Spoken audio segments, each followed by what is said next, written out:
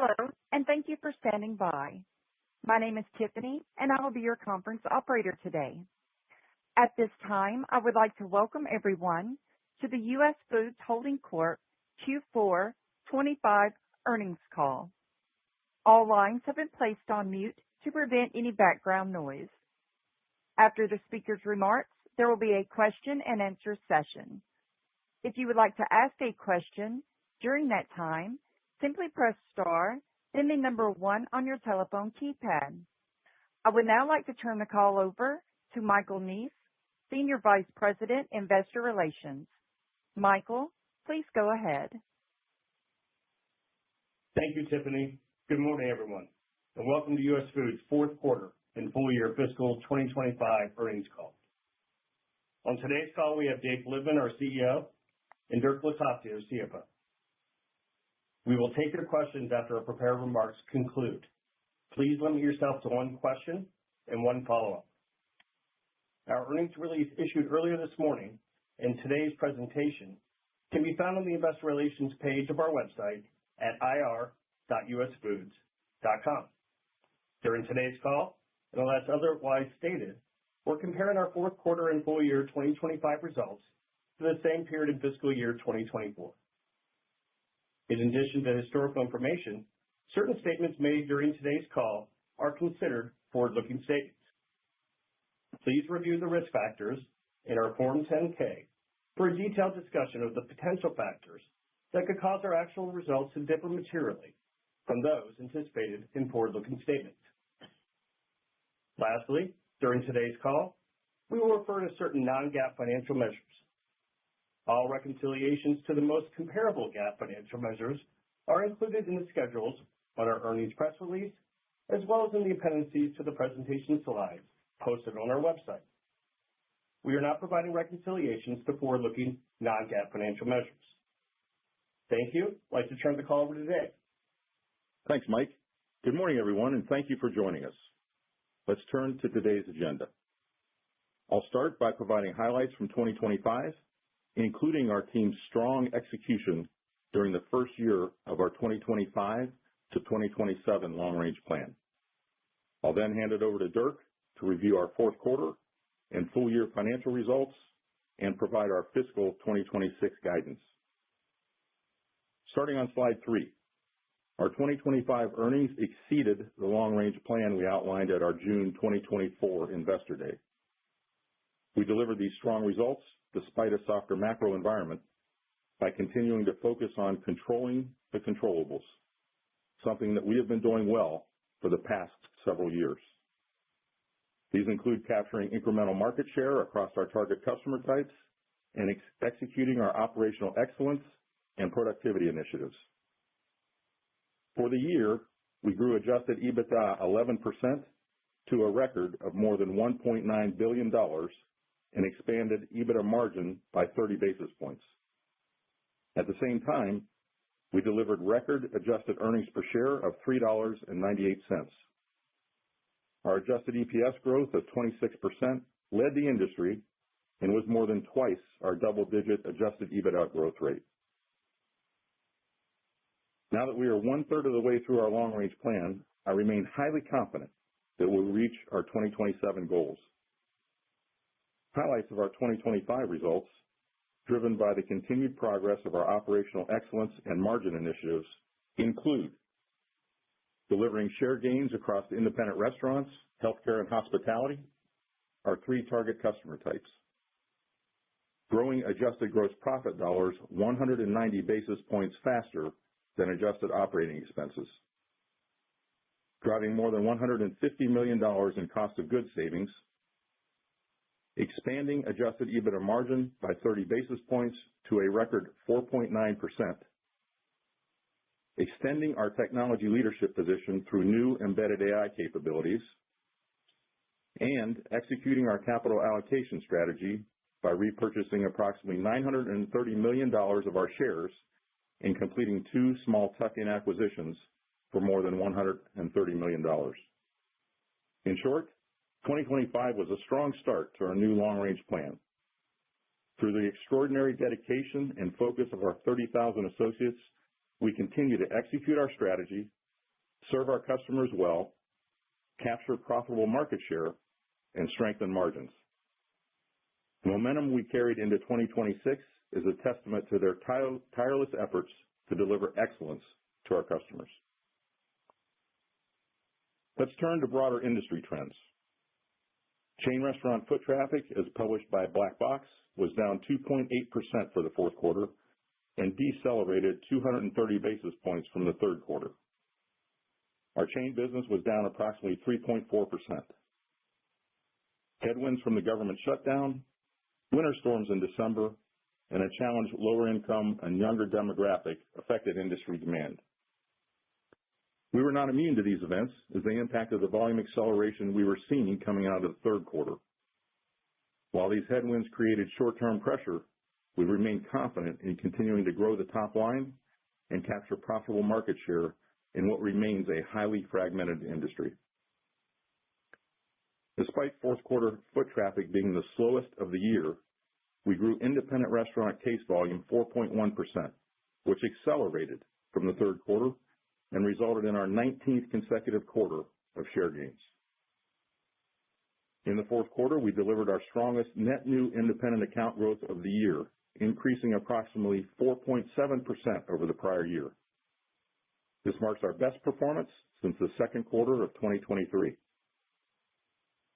Healthcare and hospitality, which together comprise more than 25% of our sales, grew 2.9% and 3.1% respectively in the fourth quarter. We continue to gain share in both customer types, and in fact, we just posted our 21st consecutive quarter of share gains in healthcare. Our 2026 case growth was strong in January until the widespread storms and weather-related closures at the end of the month and beginning of February. Although the weather meaningfully impacted the industry's case volume, we were encouraged by our start to the year and are optimistic volume will recover as the weather moderates. Turning to slide 4, let's review some of the key achievements our team delivered under our 4 strategic pillars in 2025. Our first pillar is culture. The safety of our associates is and always will be paramount. Our injury and accident frequency rates improved 16% from the prior year, on top of our 20% improvement in 2024. I'm very proud of our team for these results, but we will not rest until we reach our goal of 0 injuries and accidents. Supporting our commitment to safety is the continued rollout of the center-ride powered industrial equipment across our distribution centers.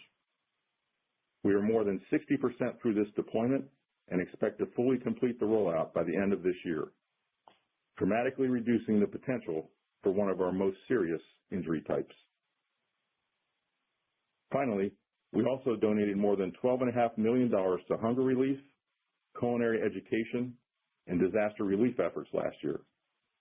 This contribution included more than 5 million pounds of food and supply donations, the equivalent of approximately 4 million meals. Turning to our service pillar, we are striving to differentiate our customer service platform and provide a best-in-class delivery experience. We made strong progress with our operations quality composite, which measures our ability to deliver products to our customers without errors, with performance improving by 15% for the full year. These results reflect our ongoing commitment to improving our customer service experience, and we expect further improvement in 2026. We remain excited about our ability to improve routing efficiency through our enterprise routing initiatives, including market-led routing and Descartes. In 2025, we completed the deployment of Descartes across our distribution network and achieved an approximately 2% improvement in cases per mile across our broadline deliveries compared to the prior year. And while we are pleased with this early success, more opportunities remain to further increase our routing productivity. Also in 2025, we made significant advancements in our Moxie platform, including additional AI capabilities.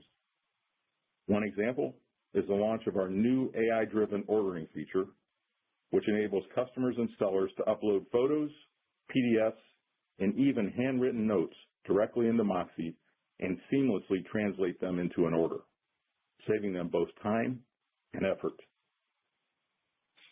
Now let's turn to our growth pillar, In 2025, net sales grew 4.1% to $39.4 billion through continued market share gains.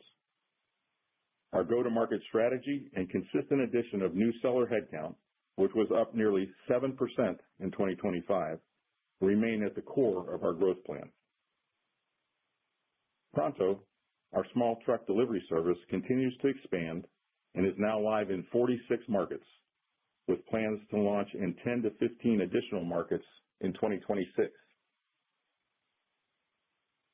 We also see excellent traction from Pronto Next Day, formerly known as Pronto Penetration, which we introduced in mid-2024. This service is already live in 24 markets, and we expect to add approximately 10 markets in 2026.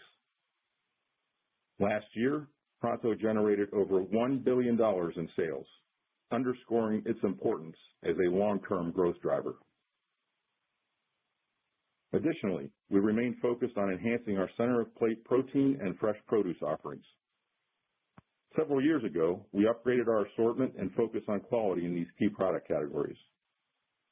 Last year, we grew our fresh produce and center-of-plate categories with independent restaurants approximately 150 basis points faster than the industry, and nearly 400 basis points faster over the past 2 years.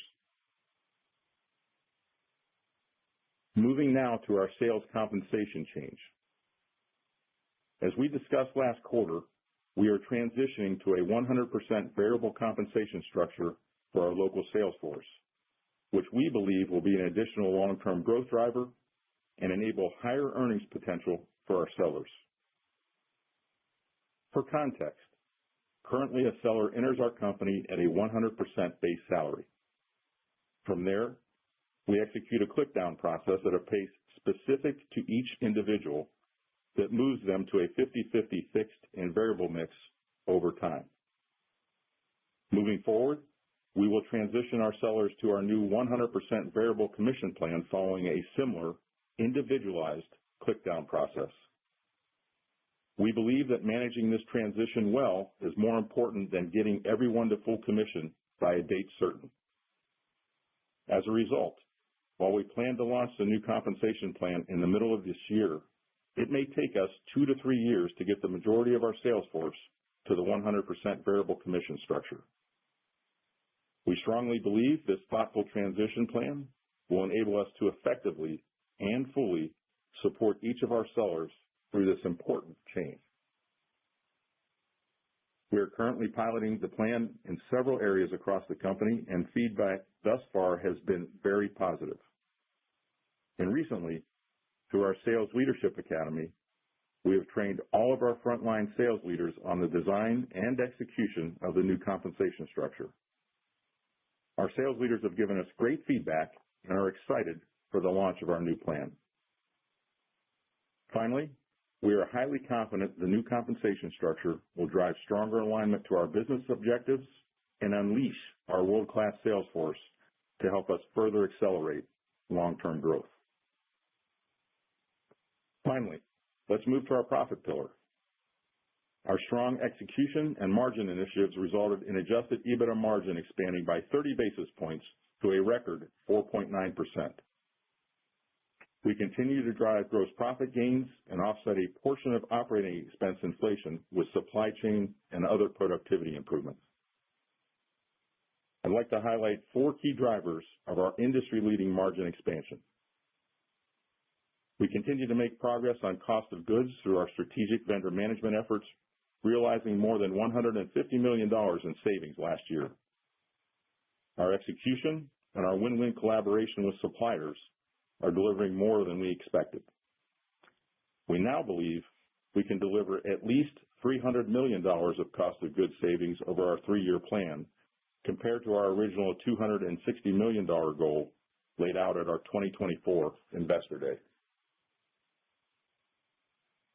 We also remain focused on growing our private label brands, where our full-year penetration was up approximately 90 basis points to nearly 54% with our core independent restaurant customers.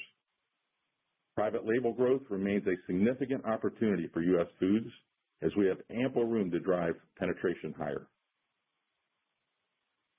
Our enhanced inventory management process to eliminate waste resulted in an approximately $40 million gross profit benefit, up from our prior $35 million estimate. We believe there's more to do in this area and expect to generate additional savings in 2026. Furthermore, we achieved approximately $45 million in indirect cost savings in 2025.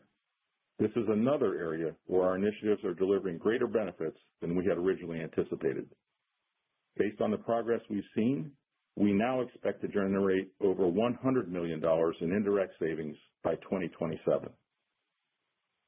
Finally, for 2025, we accelerated our overall operating expense productivity gains as we make progress toward our 3 to 5% annual improvement goal. We remain committed to building a foundation that not only drives efficiency today, but also positions us for sustained growth and value creation in the years ahead. Turning to slide 5, as you can see, we are consistently driving sales growth, expanding margins, and delivering double-digit earnings growth. When combined with our capital allocation framework, we are compounding that earnings growth to an industry-leading adjusted EPS growth of more than 20%. We have been and will continue to be prudent stewards of capital, consistently increasing our return on invested capital year after year, which also underscores our commitment to creating long-term shareholder value. We remain confident in the earnings power of our operating model, and we believe we are well positioned to compound results for years to come, driving sustainable growth and reinforcing the strength, diversification, and resilience of our business model. Before I hand it over to Dirk, I'd like to recognize our inventory adjustments team led by Jason Hall, our Senior Vice President of Transportation and Logistics. Jason led a cross-functional team that worked together to develop a strategy and implement solutions to reduce waste and improve our inventory health. As I alluded to earlier, this team, along with our field teams and our distribution centers across the country, delivered more than $40 million in gross profit benefit in 2025.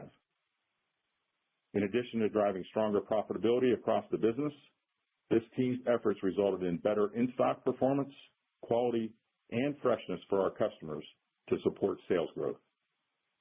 Thank you, Jason and team, for your commitment to delivering excellence through this important company-wide initiative. Let me now turn the call over to Dirk to discuss our fourth quarter results and our 2026 guidance. Thank you, Dave, and good morning, everyone. Our fourth quarter performance capped off a solid 2025, underscoring the strength and resilience of our business model, profitable growth engine, and disciplined capital allocation framework. Starting on slide 7 in our financial results. Fourth quarter net sales increased 3.3% to $9.8 billion, driven by total case volume growth of 0.8% and food cost inflation and mix impact of 2.5%. Excluding the Freshway divestiture, total case growth was 1.2%. Our independent restaurant volume continues to accelerate and grew 4.1%, including 40 basis points from acquisitions. Healthcare grew 2.9%, and hospitality grew 3.1%. Our chain restaurant volume was down 3.4%, primarily driven by slower industry traffic, as well as the strategic exit we discussed in the second quarter, largely offset by new business wins. Broadly speaking, our chain volume was in line with the industry. Moving to our financial performance. We again delivered strong earnings growth and margin expansion, driven by continued operating leverage gains. Fourth quarter adjusted EBITDA grew 11% from the prior year to $490 million, driven by continued volume growth with our target customer types, increased gross profit, and operating expense productivity. Adjusted gross profit dollars grew 250 basis points faster than adjusted operating expenses. As a result, adjusted EBITDA margin expanded 35 basis points to 5%.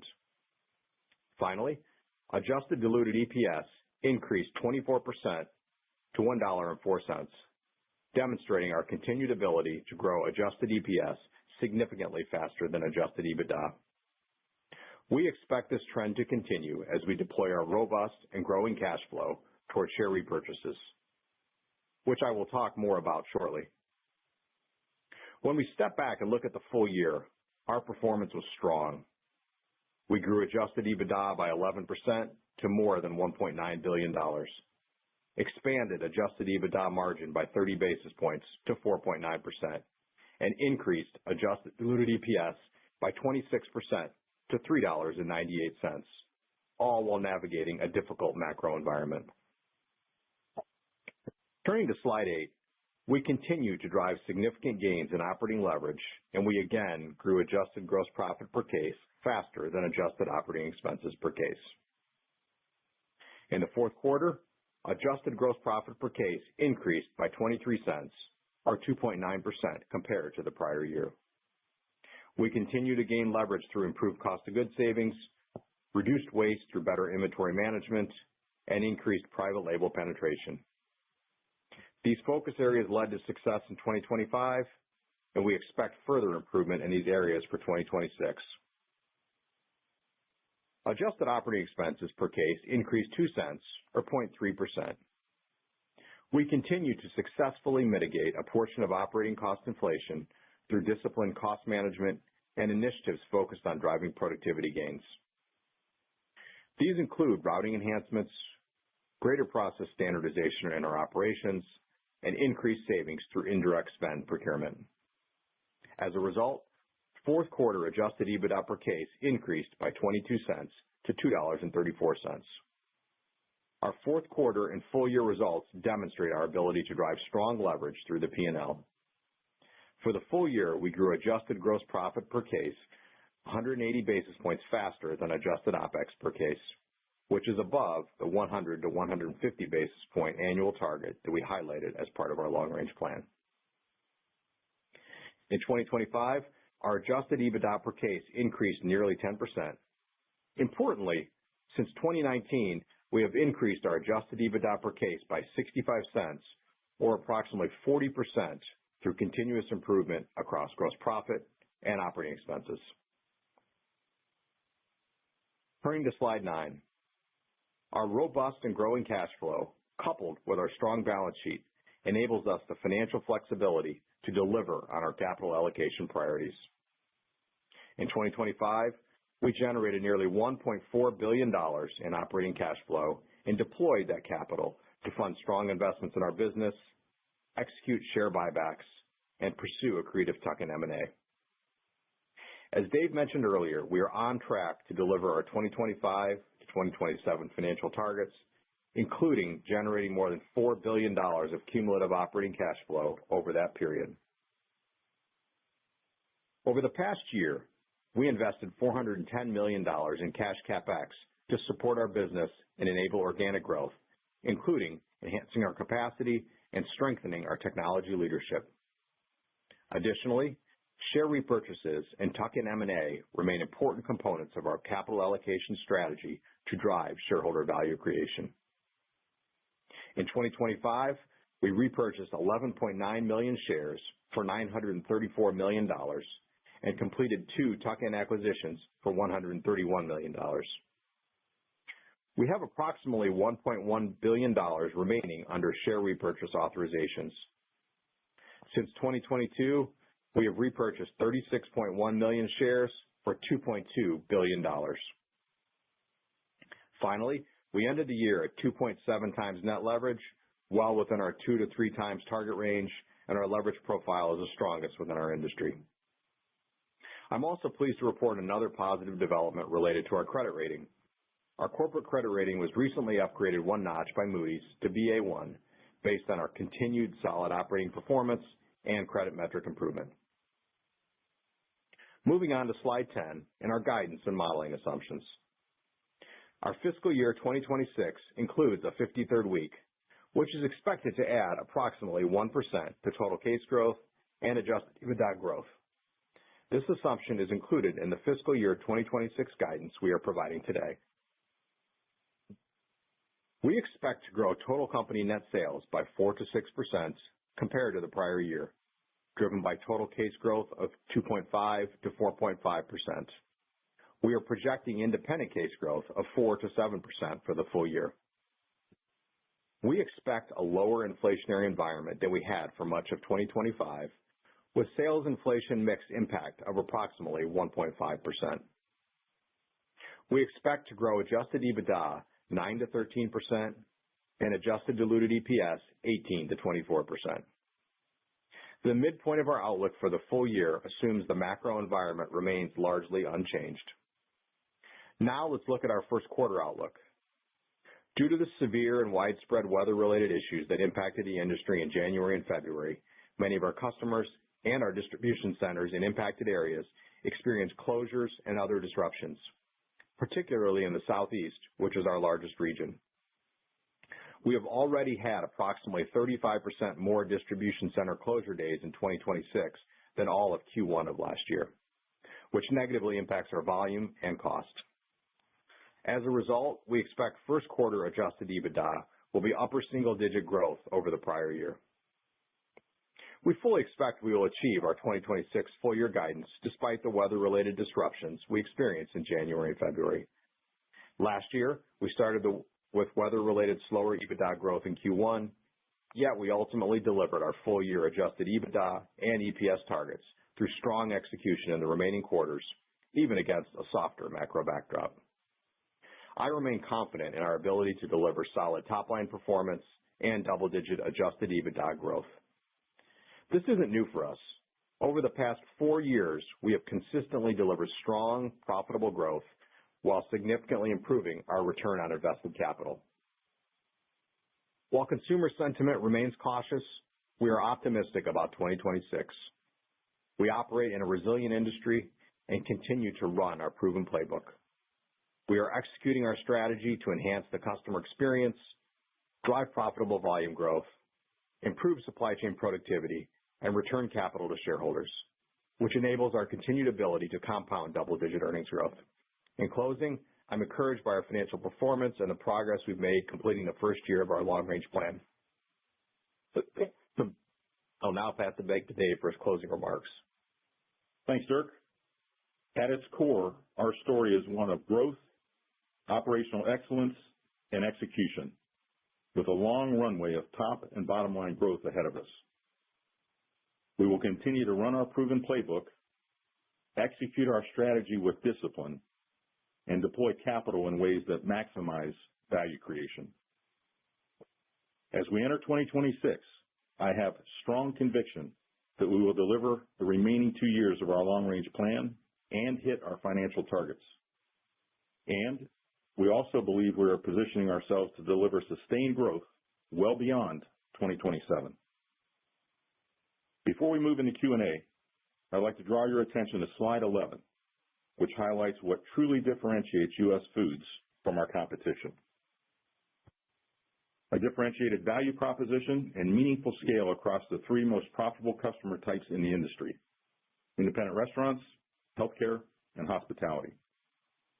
An industry-leading digital ecosystem embedded with AI-powered features that enhances customer engagement, drives efficiency, and strengthens loyalty.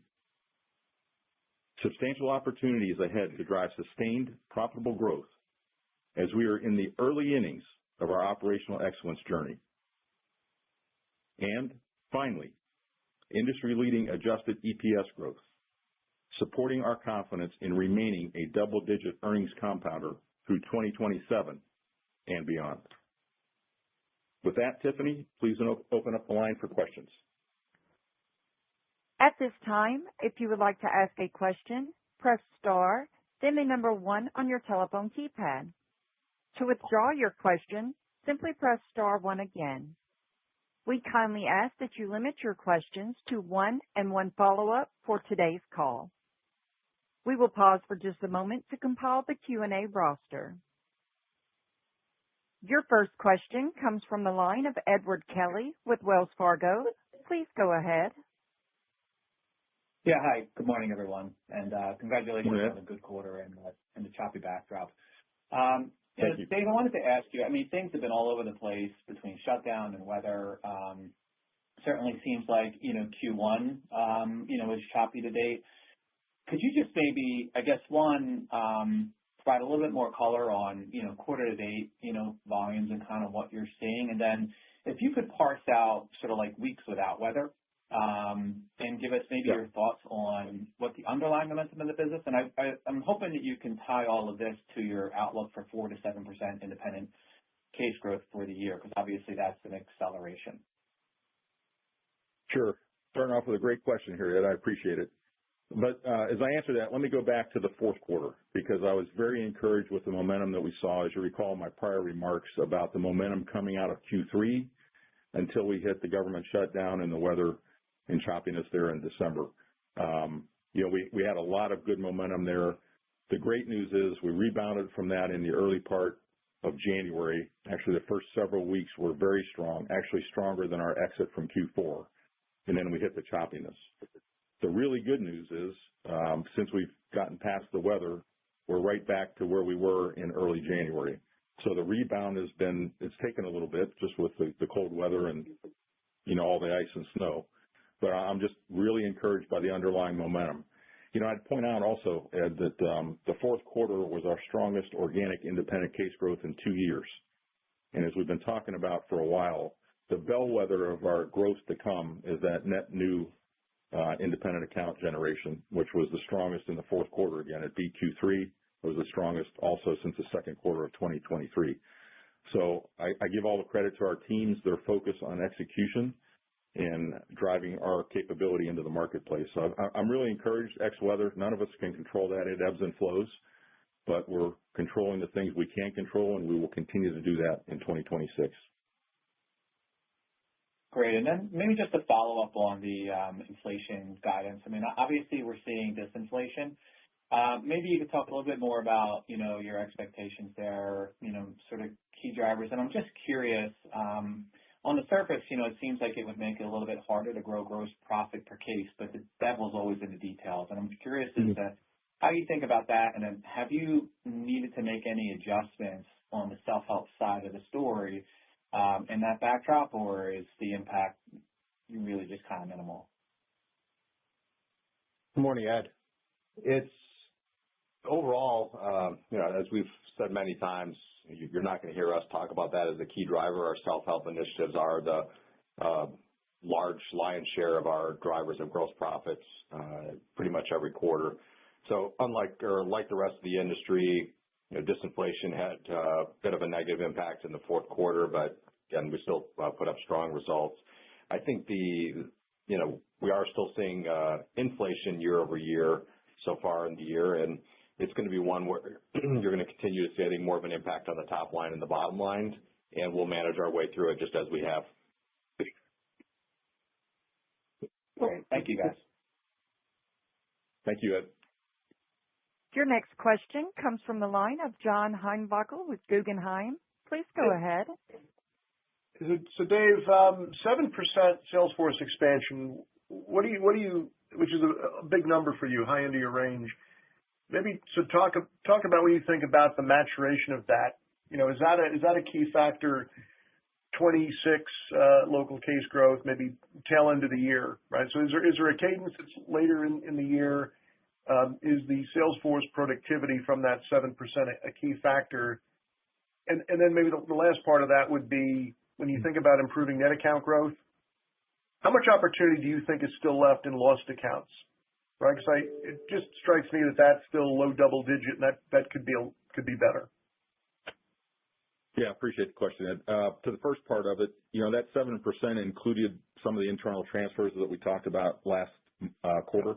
So if you back that out, we were right in the middle of our range, in that 4 to 5% range in terms of external hires. So we executed exactly what we've been doing.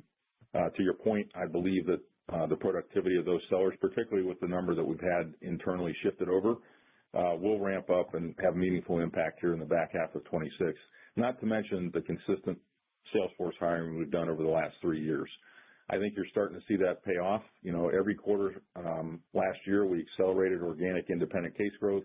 We continue to accelerate net new, and I expect our growth will continue to accelerate as we go forward here.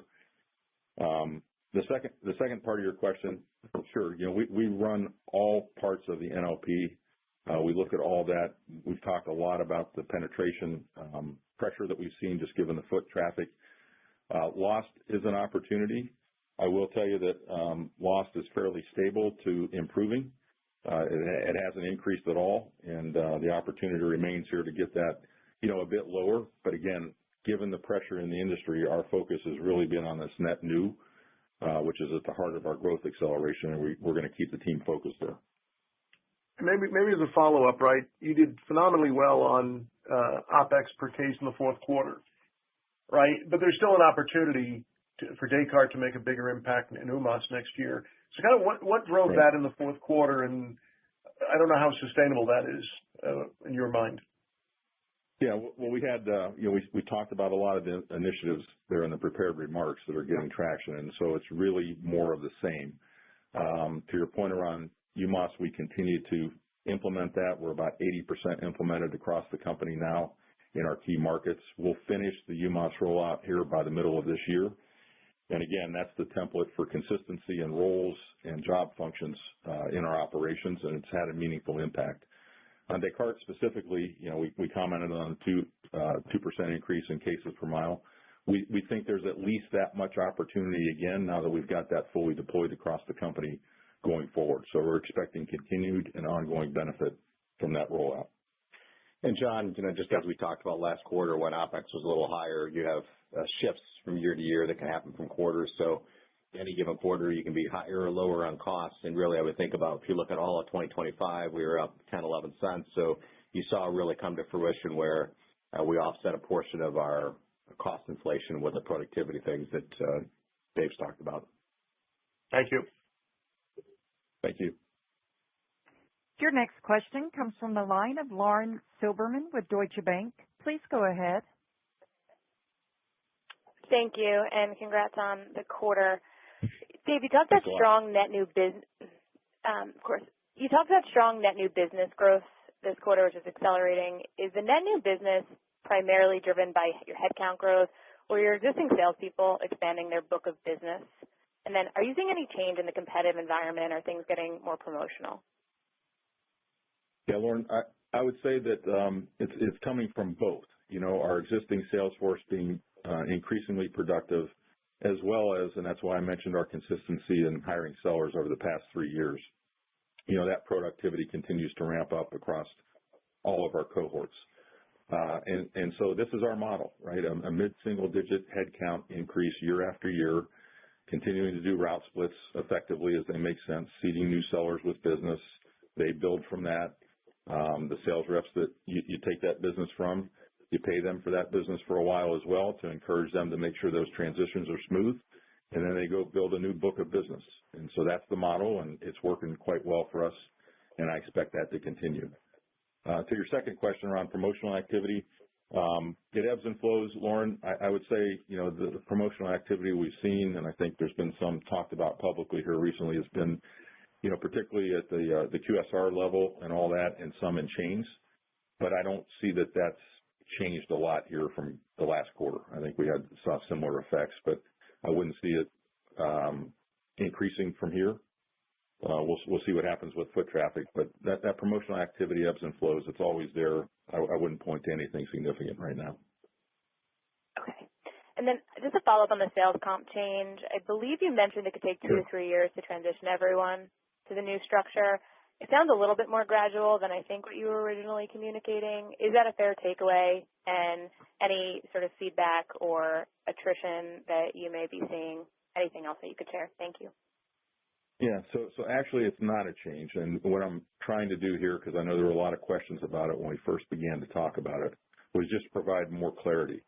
And so the reason I commented specifically about how we bring people into the company today at 100% base is, it takes a long time to get the majority of your sellers to the 50-50 commission today. It's very dynamic, as you would expect. We're always bringing new sellers in. We've always got retirements and all that. It's going to be the same thing going forward. It is no change in our plan. It's just the reality of how we operate the business. And I wanted to provide some clarity on that. So getting to 100% commission could take a couple of years for the majority of our sellers. That's fine. That's situation normal. It's the same game we've been playing for a long time. And then I'm very encouraged with the way the rollout's going, the feedback that we've gotten, particularly as I commented with our sales leaders who we've had in here over the past several weeks. There's a lot of buzz and a lot of excitement, but I guess I would say I'm most encouraged looking at our turnover. Actually, since we first started talking about this, all of our experienced cohorts, and we have different experienced cohorts in different buckets, they've all improved since we've started to talk about this. So that's a very encouraging sign, and we'll continue to watch that closely and, again, be very, very thoughtful about how we transition each individual here over time. Thank you very much. Thank you. Your next question comes from the line of Kelly Bania with BMO. Please go ahead. Good morning. Thanks for taking our questions, and congrats on a strong year. Wanted to just also dive into the outlook for the case growth for this year, the 2.5 to 4.5, maybe just with a little deeper dive in the customer types and then the cadence. Are those all similar ranges that you outlined kind of as part of your algorithm? Just kind of curious what you're assuming maybe within chains, if you're assuming that gets back to flat or slightly positive, and any comments with new business wins and healthcare and hospitality. And then also within the independent cases in particular, should we expect that to kind of ramp throughout the year? Because the comparisons are also tougher, as you pointed out. They've kind of really improved throughout this entire year. So just wondering if you had any comments on those points. Yeah, so let me start with the IND guidance. That 4 to 7, Dirk talked about the 1% at the 53rd week adds. That takes it to 3 to 6. You add 200 basis points to that. That's right on the algorithm that we talked about on Investor Day when the foot traffic gets to what the basis was for that, which, as you recall, is about 2%. And we haven't smelled 2% since we put that algorithm out there. It's been relatively flat to down. So it's right in the heart of what we committed to do. The total case growth takes into account healthcare and hospitality. And let me just talk about those for a second.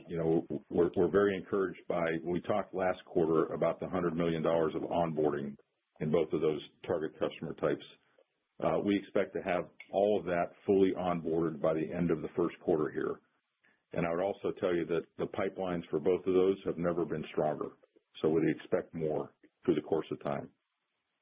And then to the last part of your question around independent case growth, sure, the comps get a bit more challenging, but we're not deterred by that. We've got a lot of really good momentum. Our sales force has never been more focused. Our leadership knows what we need to achieve, and I give our team a lot of credit for the momentum that we've built thus far. And I would expect you would continue to see us ramp up our growth rate. That's the plan. Thank you, Dave. That's very helpful. If I can just follow up on one more with the comp model change. It sounds like it's launching midway through the year, and so assuming maybe no real impact this year, maybe correct me if that's wrong, but just wondering if you could talk generally about the kind of magnitude of unlock that you think that this could drive for case growth over time, over the next couple of years. Yes, it's hard to quantify it, but I really believe, as I said in my prepared remarks, this is going to really unleash our sales force through the course of time. I think this is the last major unlock. We've got all the process stuff right. We've got the organic growth going. We've got our headcount plan, consistent mid-single-digit headcount additions. This is the last piece that's been missing, and as I've talked about before, I'm contemplating this since the day I got here. I feel like with the underlying strength we've built in the business over the last 3 years, this is exactly the right time to launch this plan going forward, and I'm really excited about what it's going to mean over time.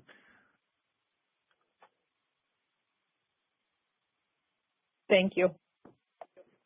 Thank you. Your next question comes from the line of Jacob Aiken-Phillips with Melius Research. Please go ahead. Hi, good morning, everyone. So Morning. On the comp transition, I'm curious how we should think about seller productivity throughout the 3-year, multi-year transition. Would you expect it to dip a little bit towards the beginning but then be heightened afterwards? Or should it be more neutral and then climbing over time? Yeah, good question, Jacob. I think it'll be the latter more than the former. And the reason for that is, and that's why I emphasized it earlier, these are very individualized, tailored conversations. When you make a change like this, you're going to have some people out of the gate that do better and some people that are more challenged. And that's the piece that we're working through with each individual. And that's why we're taking a very thoughtful and deliberate approach on these pilots.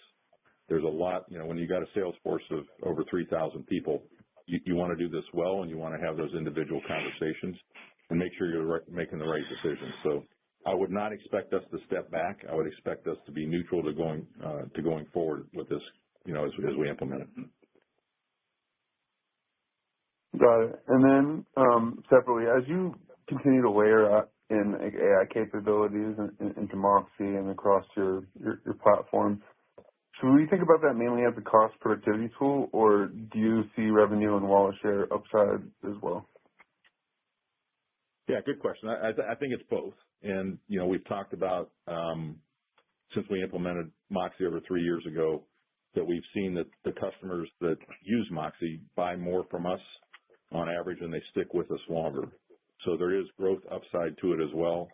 An important part of it is ease of doing business with us, kind of taking the friction out of the relationship with our customers, which we've gotten very good traction with. And importantly, also improving the sales force productivity, because the things that the customer can now do self-serve in a very effective way within Moxie takes that burden off of our sales force and frees up time for them to go talk about our brands, find the next customer, drive further penetration within those customers. And that's where we want to see our sellers spending their time. And so it's really both within Moxie. Got it. Thank you. Thank you. Your next question comes from the line of Alex Slagle with Jefferies. Please go ahead. All right. Thanks. Good morning and great work in 2025. Thanks, the share gains, the execution, seemingly everything's been just so strong across so many initiatives. Is there anywhere that's not where you want it to be, where execution is just not ramping like you hoped, and maybe is an underappreciated opportunity that you want to highlight? Well, I'm glad our team's making it look easy, because it's anything but. This is hard work, and it takes consistency and focus and simplification in the journey, and that's what we've done here. We've got a very focused team. I put our leadership team up against anybody, anywhere, in terms of knowing what we need to get done and ability to execute it. I'm one of these guys that's never satisfied in anything, and this theme of continuous improvement is real within our company and our organization. And so I just continue to see so much opportunity across the P&L for us to strengthen what we've got going on. We talk about all the good things that we have in the company, but there's plenty of opportunity to improve in areas that we've talked about this morning and in plenty of other areas of the company. In a company of 30,000 people and 75 distribution centers and $40 billion in revenue, there's a lot that needs worked on every single day. And that's why I'm so bullish on this continuous improvement journey and our ability to hit our targets. Everywhere I look, there's more opportunity for us to get better. That's great. And on the CapEx increase for 26, how much of that is Pronto versus other initiatives that you're looking to do? It is a combination. So Pronto is a meaningful portion of that, and then the rest it comes from building spend, maintenance spends, just across the board. If you think of it just as our business continues to get bigger and we continue to invest in capability and capacity, that's driving it. But overall, you see, we still expect to have very strong EPS growth. So making sure that we're leveraging our investment into things that are paying off. All right. Thanks very much. Your next question comes from the line of Jeffrey Bernstein with Barclays. Please go ahead. Great. Thank you very much. My first question is just on the M&A environment. I know you did a tuck-in with Shiitake's in the fourth quarter, and I think 2 transactions for the year. Both are relatively small compared to your business. I'm just wondering how you think about the opportunity for more sizable M&A in this challenged macro maybe any thoughts on what you've seen around availability or receptivity from potential targets, or where multiples are versus historical. Just wondering where you think the greatest opportunity are to enhance the U.S. food platform that you could potentially consider pursuing. Thanks for the question, Jeff. I'll tag team this one with Dirk, and I'll take the first part of your question. First of all, and just take you back to our strategy. Our strategy has been and will continue to be targeting tuck-in M&A. I love our footprint. We've got density in all the major MSAs across the country, and as you look back over the ones that we've acquired over the past 3 years, they've all been helping us with local market density in this tuck-in area. Putting a distribution center in a part of the market that either we haven't had a location in or that is growing faster than where we have our footprint. And it helps us get more productive, take miles out of our distribution network, and obviously there's a lot of synergy around those. And that's our plan. It has been and it will continue to be going forward, because given the fragmented nature of the industry, that's where the opportunity is. And thankfully, we don't need to do anything of scale. We just don't. Obviously, if something comes along that makes sense, we'll take a look at it, but it's not our day-to-day focus in M&A. Dirk? And just our team continues to do outreach, work on building the pipeline. And as you know, many times when we've talked about it, sometimes it takes many years of dialogue and engagement before things come to fruition. So that's why we continue to like the toggle that we can do between M&A and share repurchase, so that when that M&A comes to fruition, with our strong cash flow, we can move ahead on it. And if not, we'll continue to buy shares back. But as far as the multiples, we've not seen that be an inhibitor. People always want to get paid fairly for their business, but that's continued to be, I'd say, rational. Got it. And just one clarification, I think you mentioned in the press release and even on the call, I think you were talking specifically to EPS beyond 27. I think the reference was to sustain double-digit growth. I know currently the EPS algo is for 20%. I'm just wondering whether you view that language similar to the 20, or maybe that's just a reminder that over time, 20%, it's more realistic to think of double digits, but trying to just compare that to kind of the 10% EBITDA growth. So kind of how you think about things as we look past this current algo relative EBITDA versus EPS. Thank you. Yeah, I appreciate the question, Jeff. We'll talk about beyond 2027 when we get there, but our message here is quite clear. We are and we expect to be a double-digit earnings compounder for a very, very long time in the company. We're not messaging anything about something coming down or something going up. We've been doing this for a while, and we expect to continue to do it given the strength of our model and our focus on execution here. That's it. Understood. Thank you. Thank you. Your next question comes from the line of Jake Bartlett with Truist Securities. Please go ahead. Thank you very much. My first question was on the macro outlook. You mentioned that you expect a similar macro environment than 25, but there's also been a decently strong start to the year, aside from the weather, some tailwinds from tax refunds, for instance. I guess I'm asking about your confidence on 26, and maybe whether you think that there should be some potential upside from kind of that base level. Yeah, I just want to make one comment here. We've been operating in a very soft macro for the most part of my tenure here, and we've been executing extremely well. And we expect in a flat macro that we will continue to execute well and deliver results that are consistent with what you've come to expect out of U.S. Foods. Any tailwinds that come would be upside to that, and I'll let Dirk put it in a little more context for you. Yeah, just as we said in the materials and the comments, so we provide a range like we always do, and the center point of that range really assumes status quo. So to the extent the environment is better from refunds, stimulus, anything like that, then that would benefit us as it does the industry, in addition to, of course, the end consumer. But in the meantime, we still, even down the middle, expect to accelerate case growth, and really coming from our own ability to drive share gains, as Dave pointed out. And then my follow-up question was on the margin drivers in 26. And forgive me if I missed it, but I'm wondering if you can quantify some of those drivers, like the vendor management. I think there's $150 million to go between 26 and 27. How much you expect in 26? inventory management, indirect costs. If you can quantify those like you did in 25, that'd be helpful. Well, in some of those, we continue to expect meaningful growth. So, we're not going to specifically lay out the components and the pieces, but hopefully what you see is what we've generated and what we've called out just in those few examples of what we expect to. There's not a cliff, so to speak. So, we expect to make more progress in 26 and then further in 27.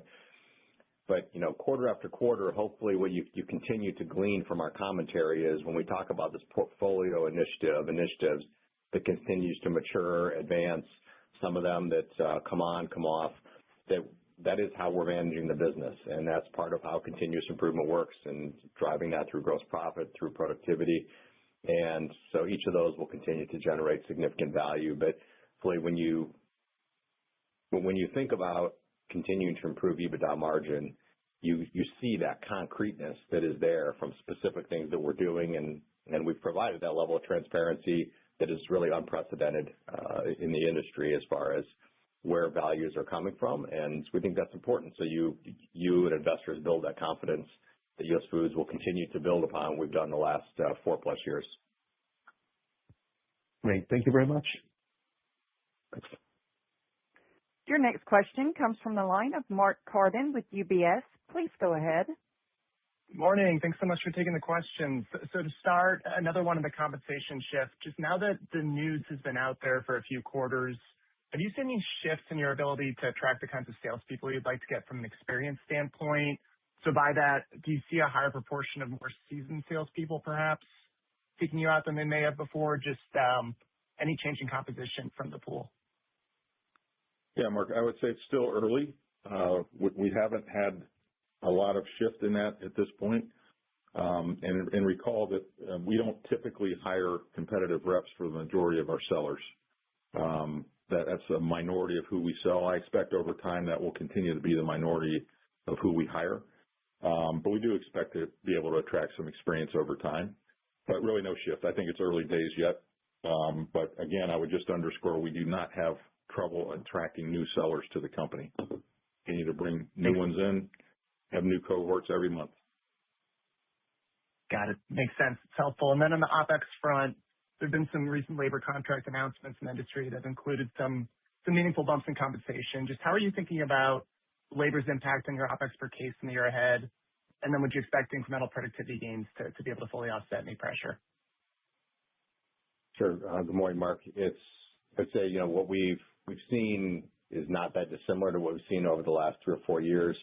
In any given year, we have a number of contracts that come up, and we reach agreements and levels of increases.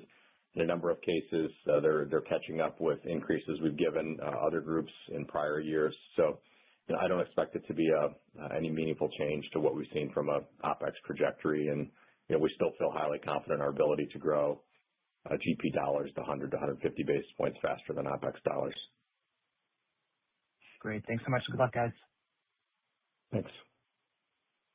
Your next question comes from the line of Karen Holthouse with Citi. Please go ahead. Hi. Congratulations on the quarter and the year, and thanks for taking the question. Sure. Thanks, Karen. Just, on the restaurant side, I feel like we're talking a lot about GLP-1s these days. Is there anything filtering, up from the field in terms of, what customers are concerned about, what they're asking for from an innovation standpoint, and how that might play into your scoop kind of strategy for the year? Yeah, I think we haven't seen significant shifts. I think to the extent that that GLP-1 transition or impacts healthier choices for customers and ultimately our customers, it will play very well to our portfolio. Again, over a third of what we sell is center of plate or produce. Actually, it's slightly more than that. And so we feel like we're well positioned. We can bring in whatever products we need. I think some of the early things that we've seen from customers is help with menu design. There are things looking at portion sizes, healthier options, and all that, I think, plays to our strengths. So while the impact remains to be seen fully in the industry, I don't expect a significant impact outside our realm of capabilities to deliver whatever our customers need. And then on the guidance for 4 to 7% independent case growth, if we think about what kind of pushes to the lower or higher end of that range, is that really more dependent, on weather, macro, kind of the industry, or are there, things on more of the internal or self-help side you could see pushing yourself towards one end or the other? Well, we'll continue to push the self-help, consistently. I think, as Dirk said, the midpoint of that, you would expect the macro to remain fairly consistent with what we saw coming out of 2025. Any downside in foot traffic would probably pull us to the lower end, and any upside, some of the things that we had in an earlier question could potentially push us higher. But I think, down the middle is what we're planning for, as we get into the year. Great. Thank you. Your next question comes from the line of Peter Saleh with BTIG. Please go ahead. Great. Thanks. Just one more question on the sales force compensation. Just curious if, as we go through the year and you start to transition, is there any impact to the financials, any lumpiness as we do this, any seasonality that we should be aware of in the model? Good morning, Peter. At this point, no, nothing of significance. As we get further in the year, if there's any anomalies to call out, we'll do that. But really, it'll be one sort of as we go, probably into future years, and you get more and more people on the plan. You may see some subtle moves quarter to quarter just based on the volume, but no, nothing of significance. Great. And then just, I think you highlighted a couple of incremental cost savings that you guys have found on cost of goods and indirect costs. Can you just provide a little bit more color on where those are coming from? Do you think this is the top end of those cost cuts, or do you think there could be more to come in the future? Thanks. Well, I'll start with we're very pleased with each of those examples, and in the cases, the teams are really able to get more out of the initiatives than we had originally contemplated. And so what's exciting is that it spans gross profit, various elements of OpEx, and it is healthy ways to improve GP, healthy ways to improve OpEx. And so, those are things that as we go in, the teams are continuing to push for those opportunities, and they're sustainable, and they're part of that continuous improvement that Dave mentioned earlier. So for each of those, the top end, I mean, you're never going to hear me 1 year in say that's the most we can do. And Dave talked about our lack of satisfaction, as we want to recognize the good work the teams have done, but internally we're doing what you would want us to do, is continue to identify where we can, in a healthy way, continue to get more out of our different initiatives. So we're highly encouraged, and again, that all adds to the confidence that we have in our ability to deliver this year and our long-range plan. Thank you very much. Thanks. Your next question comes from the line of Danilo Gargiulo with Bernstein. Please go ahead. Great. Thank you. And once again, congratulations on a very strong quarter and year so far. I wanted to follow up on a question that was asked earlier regarding the guidance, but I want to take a slightly different spin. And specifically, I want to ask, among what is within your control, what you have to believe for you to hit the high end of your EBITDA guidance, and conversely, what you may need to believe for you to go to the low end of your guidance? It really comes down to so there's the macro pieces that we've talked about, and then within ours, there's always the range of execution effectiveness. And that really is the primary variable, and no different than we've talked about the last few years. That is the part we would rather have the control over, because we can influence that. And in each of those cases, we're going to continue to work on getting the most that we can in a healthy way out of our initiatives. But we are confident in our ability to deliver the guidance that we've outlined. Okay, thank you. And then earlier you mentioned that the comp changes to your sales force is the last major unlock to drive case growth. So are we to assume lower case growth once the comp changes lapses, or are you contemplating other major opportunities in the pipeline that will help you sustain very healthy case growth going forward? Thank you. Thanks, Danilo. Not expecting anything to slow down. We think this will unleash our sales force to its fullest over the course of time, and both Dirk and I have expressed a lot of confidence here in our ability to drive both the top line and double-digit earnings for a long time to come in this company. And our sales force is strong. We believe this comp plan, fully aligned to business objectives, will unlock them to drive further growth and make a lot more money individually in the process, and that's what we want to have happen here. Okay, thank you. Thank you. Your next question comes from the line of Rahul Crowe with J.P. Morgan. Please go ahead. Good morning, guys. Appreciate all the color. Question is on Pronto. In 46 markets now, and about half of them on Pronto next day are penetration. Can you share what kind of lift in independent case volumes and specifically wallet share increase are you seeing in existing customers or even when you onboard new customers in the markets with Pronto next gen penetration? Sure. Good morning, Rahul. So we haven't shared specific numbers, but we do see a meaningful uplift in those in both the legacy Pronto and the Pronto next day. We look very closely in those markets to make sure that we're not seeing cannibalization of our core broadline business, and we've seen meaningful, typically it's double-digit levels of uplift on customers that are in there. And the great thing about that, just like on the Pronto legacy, is when we first launch a Pronto next day market, it typically has 1 or 2 trucks. And so that's why we expect and believe that Pronto will continue to be a meaningful growth driver for US Foods for a lot of years. That's helpful. One follow-up on the AI tools. In the context of Salesforce training and deployment, can you share some opportunities or challenges when you're onboarding new Salesforce or even like training the existing Salesforce, given the broad set of productivity enhancing tools you have talked about? And do you see a future where, given this is a relationships business, that maybe the number of clients like your sales force can handle can double or like even like take a significant step up from where we are today, given all the tools at disposal? Yeah, well, the second part of your question here, absolutely, and we're already seeing that in terms of productivity. That freeing up of time for our sellers that the digital capabilities and the embedded AI helps with is real, and we're starting to see that. I mean, we started a couple of years ago talking about automated order guides, and taking something that took 3 to 4 hours for a seller to prepare down to 15 minutes. They're doing something with that freed up time, and it's going to see more customers or spending more time with existing customers and trying to drive penetration. And we have a very thoughtful and deliberate sales onboarding process that includes a lot of face-to-face training over a long period of time.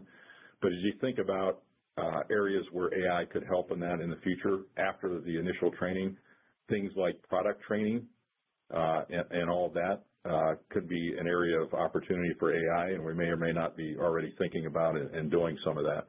So I believe the AI opportunities here are limitless with our digital technology, and we're continuing to explore ways to both drive productivity and help us accelerate our sales force productivity. Thanks, guys. Thank you.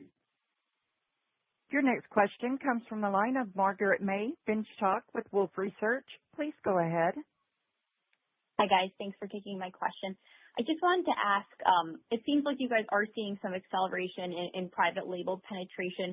As we look ahead into 26, can you give a little bit of color on the specific levers that you guys have to continue to push that penetration higher? Thank you. Yeah, great question. We've been at this for a very long time in private label, and it adds a lot of value for our customer. Recall those products are cheaper than manufacturer brands. Importantly, they're designed with great quality in mind. We've been doing this for a very long time, and they're also more profitable for the company, which means our sales force gets comped higher when they sell that. So we feel like we've got the incentives right. That's obviously designed into our new sales compensation plan. What gives me confidence, and we talked about being at 54% penetrated with independent restaurants, and I keep saying this, and we talk about this a lot, that there really is no near-term ceiling. Here's a new data point. 25% of our independent restaurant customers have greater than 70% penetration with our brands. That's the key data point that gives me confidence to say that there's a lot more upside to come. And so our sales force has their arms around this. They're excited about our brands. Our innovation team brings out high-quality brands, a couple times a year here and puts new powder in the hands of our sales force to get in front of our customers with. So we've got a great machine built around our private label brands that's been accelerating penetration since I've been here, and we expect that will continue. Thank you. Thank you. That concludes our question and answer session. I will now turn the call back over to Chief Executive Officer Dave Flitman for closing remarks. Thanks a lot, Tiffany. We appreciate everybody's time this morning. Our team is focused. We're executing well, and we expect everything to continue that you've come to appreciate about U.S. Foods. Thanks for your time. Have a great week. Ladies and gentlemen, this concludes today's call. Thank you all for joining. You may now disconnect.